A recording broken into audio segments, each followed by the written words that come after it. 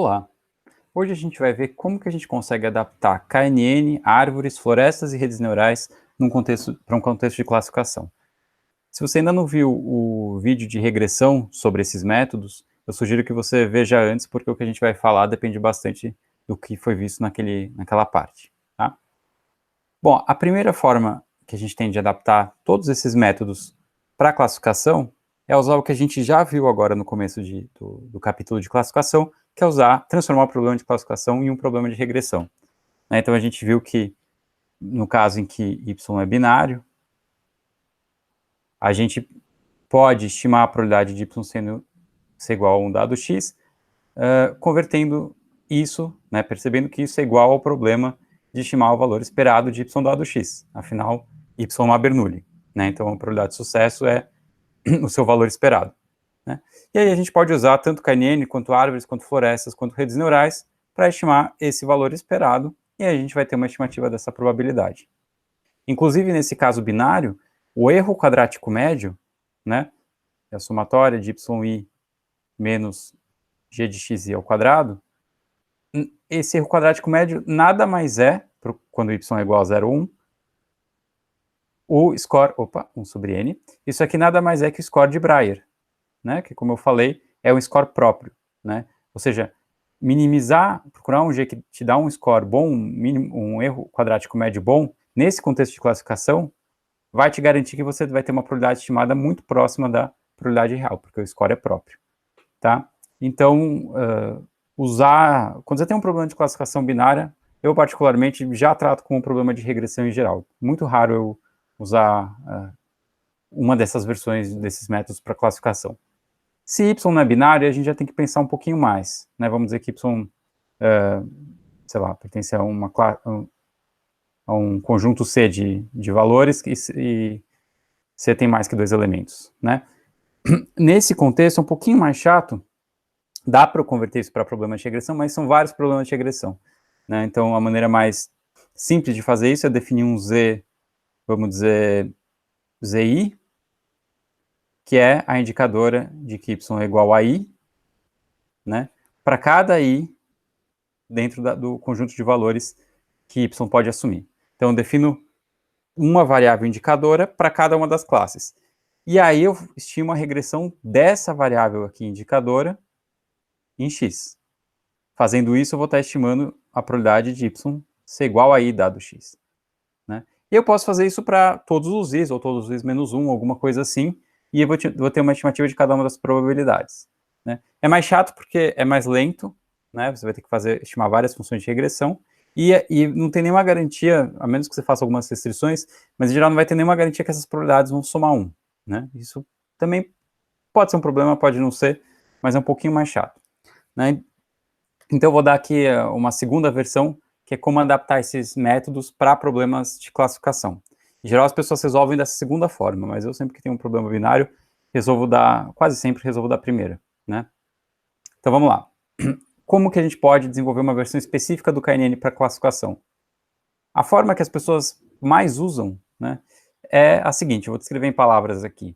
Você usa a mesma ideia do KNN para regressão, então vamos dizer que eu quero estimar a classe de um vetor x estrela, Então eu vou olhar os vizinhos mais próximos, vamos dizer que estão todas as minhas observações aqui, eu tenho observações vermelhas e observações verdes, vermelhas e azuis, Aí eu olho quais são os vizinhos mais próximos desse ponto que eu quero classificar, vamos dizer que isso daqui é um círculo, certo?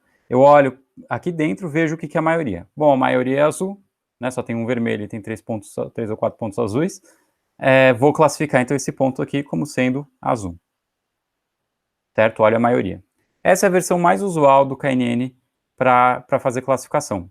E aí, é claro, se eu tivesse 3, 4 classes, daria para usar exatamente a mesma versão. E aí, para escolher o K, eu vou ter que definir uma métrica, tipo acurácia, e fazer validação cruzada para procurar qual K me dá melhor acurácia. Ou acurácia, que na verdade seria 1 menos acurácia, é o risco, a probabilidade de erro. Ou poderia usar aquelas métricas em que eu dou uma probabilidade de erro diferente para cada tipo de erro e etc. certo? Então, essa é uma forma.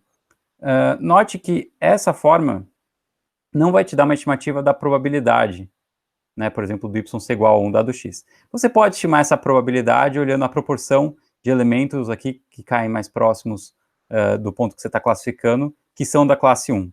Né? Você poderia calcular essa proporção. Mas não tem nenhuma garantia muito forte que essa probabilidade vai ser próxima, essa probabilidade estimada está próxima da probabilidade real. Né? Porque a gente escolheu o K olhando para uma métrica tipo a acurácia ou o risco, que não são métricas próprias, em geral. Né? Se quiser, eu posso fazer uma outra versão em que eu uso uma métrica própria. E, bom, tem várias versões aí que vocês podem pensar se vocês para atingir o objetivo que vocês querem para a aplicação de vocês. Né? Se é importante ter uma boa estimativa da probabilidade, porque você vai, por exemplo, ranquear as pessoas, é sempre bom em mente que é legal usar um score próprio. Se não, você pode usar outro score, tá? Mas essa é a versão mais usual aí essa é a versão mais usual do KNN. É muito fácil com código, KNN é muito fácil de ser implementado, né? Então é muito fácil pensar em diferentes versões para adaptar para o problema que vocês têm interesse. Por isso que vale a pena entender direito cada método, né, ao invés de simplesmente usar o que já está pronto, porque dá para fazer muito mais coisas se você entende realmente o que você está fazendo, tá? Então agora vamos ver como que a gente pode fazer árvores pensando direto em classificação, sem pensar em estimar as probabilidades. Né? A grande diferença de uma árvore de classificação e de uma árvore de regressão, para essa versão que a gente estudou, quando a gente falou de regressão, é como a gente cria as partições, né? Então a gente viu que para criar as partições em árvore de classificação, de regressão, a gente procura, né, em cada momento, qual é a variável e qual é o corte que minimiza um score de pureza. A gente usou para regressão, a gente usa em geral para regressão, o próprio erro quadrático médio dentro de cada nó. No contexto de classificação, tem várias versões também, o mais usual é usar o índice de Gini. Né? Deixa eu explicar aqui o que é o índice de Gini, vamos pensar no problema binário, só para ficar mais fácil de escrever aqui. Bom, vai ter aqui, quando eu estou fazendo o treinamento, uma vez que eu fixei o corte e a variável que eu vou usar aqui, eu posso olhar quantas observações 0 e quantas observações 1 caem nessa folha. Vamos dizer que são 2 zeros e 3 1s. O que é o índice de Gini nesse contexto binário? Ele é basicamente, eu estou calculando o índice de Gini para essa folha. Ele é a probabilidade, é a proporção de 1s dessa folha, vezes 1 menos a proporção de 1s nela, certo? Você pode somar aqui com a proporção de zeros, mais ou menos a proporção de zeros, mas não vai fazer diferença no caso binário. Bom, qual que é a ideia desse índice? Né? Então, se vocês lembrarem de estatística básica, P vezes 1 menos P é maximizado quando o P é igual a meio. Né? O P1 menos P é essa parábola daqui. P sempre tem que estar entre 0 e 1. Ele é maximizado aqui quando P é meio. E isso aqui vai valer 1/4. Né? Ou seja, esse índice que eu estou definindo aqui, P1 menos P, que é basicamente a variância, né?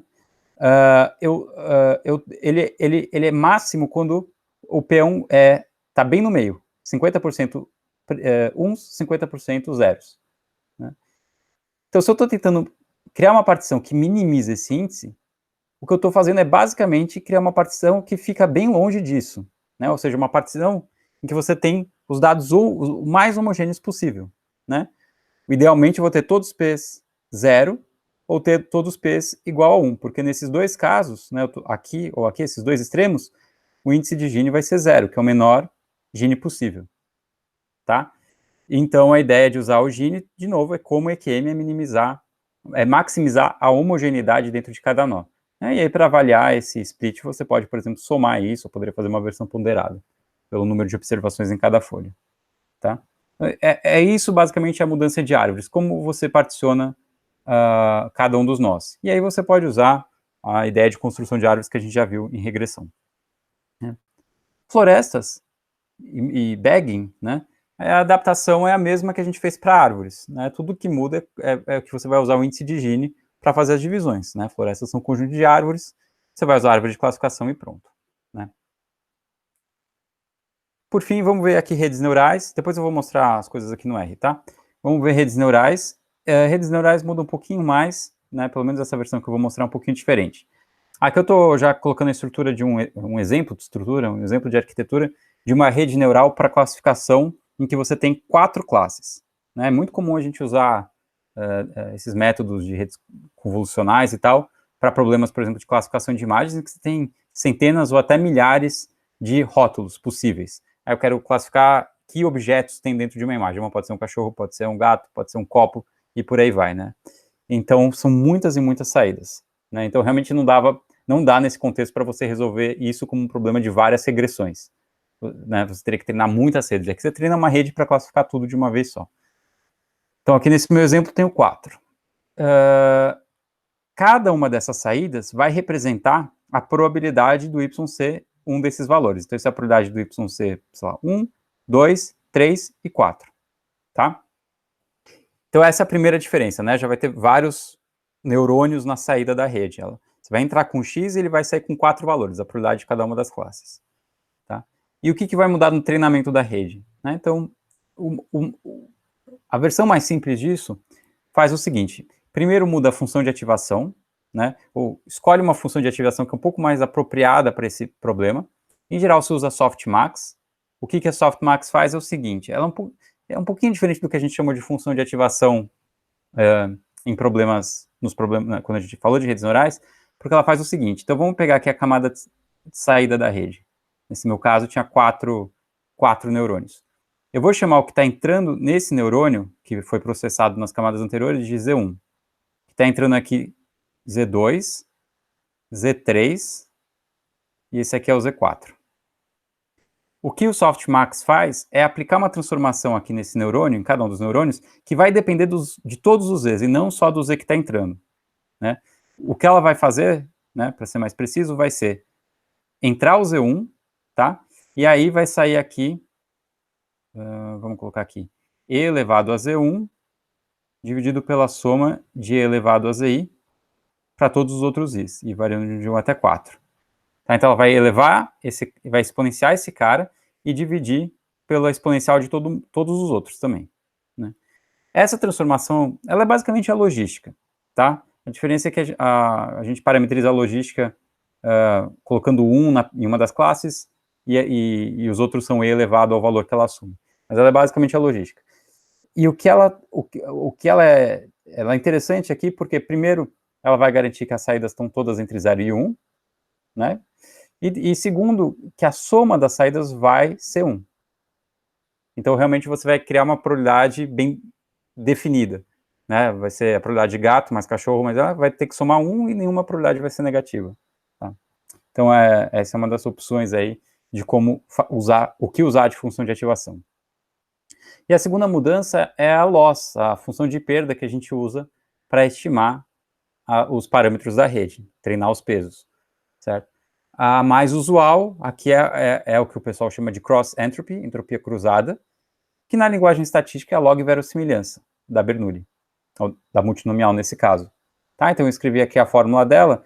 Se vocês forem olhar, isso aqui é simplesmente o log. Então isso aqui seria, nesse contexto de rede neural, né, uma estimativa da probabilidade do y ser dessa classe C, dado x. Aí o que a gente está fazendo basicamente é calculando o log da verossimilhança quando a gente tem essas estimativas de probabilidade de cada um dos y's. Tá? Então, isso aqui é o YK, né? Késima observação, e é o log dessa verossimilhança.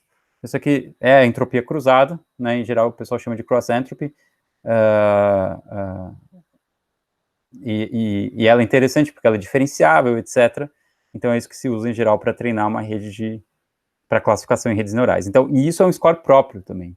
Né? Então isso é interessante porque, de novo, se você tiver um N grande o suficiente, etc., essa probabilidade estimada vai estar próxima da probabilidade real.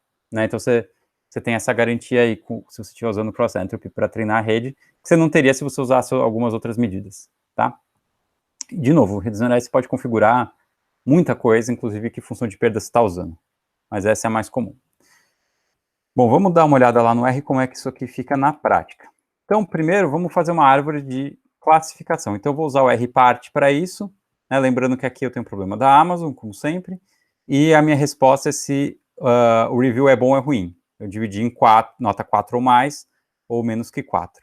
né? Para considerar a classificação, eu vou usar esse método igual a class, para entender que é classificação, passa ao conjunto de treinamento. Ops, faltou carregar o rpart. Aqui, tá? Tem o predict, vamos calcular o risco da árvore e olhar a proporção de erros. Então, olhando aqui, né, em termos de risco, quer dizer, ele errou 22%, tá? E aqui tá a tabela cruzada, né, a gente vê que ele previu quase todo mundo como sendo bom, os reviews como sendo bom, e é porque tem muitos reviews que são bons, né, mas ele errou bastante aqui, tinha bastante ruins entre os bons que ele criou, né? O problema aqui, de novo, é que tem por esse desbalanceamento grande, tá certo? Se a gente realmente, se a gente realmente estiver interessado em classificar quem é bom e quem é ruim, não tem problema, né? A gente errou os ruins aqui, mas, quer dizer, se os dois tipos de erro têm o mesmo peso, beleza. Mas se a gente quer, por exemplo, identificar quem são os ruins para intervir, tentar agradar o cliente, alguma coisa do tipo, talvez valha a pena usar alguma daquelas estratégias que a gente viu, do tipo colocar pesos ou mudar o corte. Né? Como isso aqui não é um classificador probabilístico, você não vai conseguir mudar o corte. Dá para você tentar extrair a probabilidade ali na proporção dentro de cada classe, mas também não necessariamente isso vai ser uma boa estimativa. Né? A gente não criou a árvore para ser um bom estimador dessa probabilidade. Mas se eu estivesse usando uma árvore de regressão, seria mais fácil fazer isso. Mas você poderia, por exemplo, colocar pesos, tá? Mas aqui eu estou fazendo a coisa mais simples possível e calculando simplesmente proporção de erros e usando isso como sinônimo de acurácia. Tá? Na prática, seria legal olhar outras métricas. Tá. Agora vamos ver florestas. Para florestas, eu vou usar random forest e também usar método igual a class, tá? Também não tem um pacote aqui. Vamos lá. Também dá para olhar aí a importância das variáveis. Eu já vou colocar aqui também para rodar, calcular os valores preditos e olhar essa tabela de acurácia. Tá?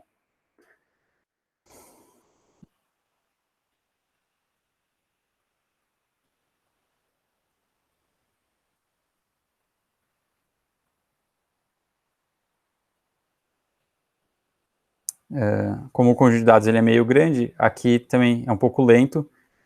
Vocês podem usar o pacote Ranger, que é realmente mais rápido, que foi o que a gente usou para regressão. Né? O pacote Random Forest, realmente, quando você tem muitas variáveis e observações, ele começa a ficar muito lento.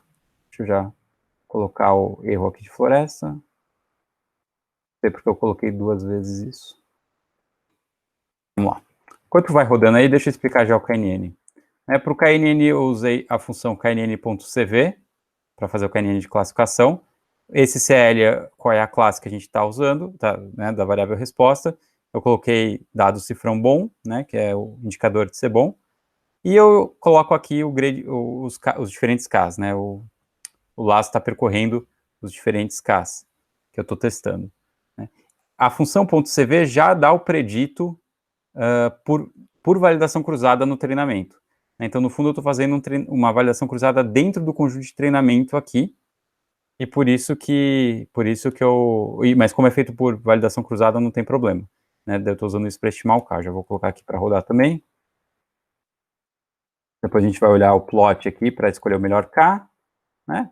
Calcular as categorias e ver lá a proporção de erros. E por fim, deixa eu já colocar aqui. Esse PM a gente vai ver depois. Vamos ver aqui a rede neural, tá? A rede neural eu vou ajustar usando o Keras, e ela é muito parecida com a rede neural de regressão. Vou usar praticamente a mesma arquitetura. Né? Então, é um modelo sequencial, né? Então uma rede feed-forward. Né? A primeira camada ela é densa, então está ligando todo mundo da entrada com todo mundo da saída, e eu vou colocar 30 neurônios na saída dessa primeira camada oculta. Né? Isso vai passar depois por um layer de dropout, né, de 20% de probabilidade de dropout, vai entrar em outro layer que tem 20 camadas, tá? De novo, dropout, 5 camadas, né, todos eles eu usei ativação ReLU, e por fim, um layer com 2 camadas e a ativação softmax, que é esse layer, vamos voltar aqui, é esse layer que eu estou mostrando aqui, né? No nosso caso da Amazon, eu estou classificando o review como sendo bom ou ruim, só vai ter então 2 layers, um vai dar probabilidade de bom e outro probabilidade ruim, e essa função de ativação aqui que é o softmax, tá? A NN não funcionou, faltou carregar o pacote de novo. Se eu rodar alguma coisa antes de colocar aqui. FNN. Vamos só dar uma olhada já nos resultados de riscos, certo? Então tem o NiveBase que eu já tinha rodado, tem a árvore aqui, a floresta pelo visto eu não rodei. A floresta está aqui. Então a floresta ficou um pouco melhor que a árvore, que ficou um pouco melhor que o NiveBase, mas não foi uma diferença absurda, né? Como a gente poderia esperar, né? Olha só, a floresta classificou, aparentemente, todo mundo como sendo da classe boa, né? Ou seja, a gente caiu exatamente no problema de classificar todo mundo como sendo da classe majoritária, que é muito interessante. Tá? Então, se eu não quiser classificar todo mundo como sendo da classe majoritária, é melhor eu usar outro score, ou fazer uma versão ponderada, ou usar a ideia de classificação, de regressão e mudar o corte, né? Aquelas técnicas que a gente viu, né? Isso poderia passar desapercebido por uma pessoa. Se olhar, muita gente olha só a tabela de riscos e fala, a floresta foi melhor, né? Mas isso daqui é simplesmente a proporção de scores que são ruins. Ela classificou todo mundo como sendo bom, tá? Vamos fazer o KNN aqui. Deixa ele rodando. E vamos voltar para a rede neural. Então tá, então tá ali a ideia da rede neural, a última camada, então, esse softmax. Para treinar a rede, eu vou usar cross entropy, né? É a entropia cruzada, log verossimilhança. O otimizador é o Adam e ele vai calcular a acurácia. Então, a acurácia ela não vai ser usada para treinar a rede, mas ele vai calcular como a acurácia está variando ao longo do treinamento da rede, para a gente ter uma noção de como que o método está variando, segundo esse score que a gente está usando, mais simplificado, tá? Só, enquanto roda aí, uma coisa que eu não estou fazendo, mas que é um bom procedimento, como eu falei antes, é sempre estimar os erros de predição de cada um dos métodos. Sempre estimar um intervalo de confiança para o erro preditivo. Então, se a gente estiver usando a acurácia, a gente pode calcular um intervalo de confiança para quanto vale a acurácia de cada método, não só usar a estimativa pontual, né? Por exemplo, aqui pode ser que, parece que floresta um pouquinho melhor que árvore, mas se eu fizer um intervalo de confiança para cada um deles, ele pode ter uma sobreposição muito grande. E aí não teria por que eu usar uma árvore, provavelmente é isso que está acontecendo. Eu não teria por que usar uma árvore, não teria por que usar uma floresta se a árvore é praticamente a mesma. Eu não consigo dizer qual delas é melhor com base no meu conjunto de teste. As duas têm uma acurácia muito parecida.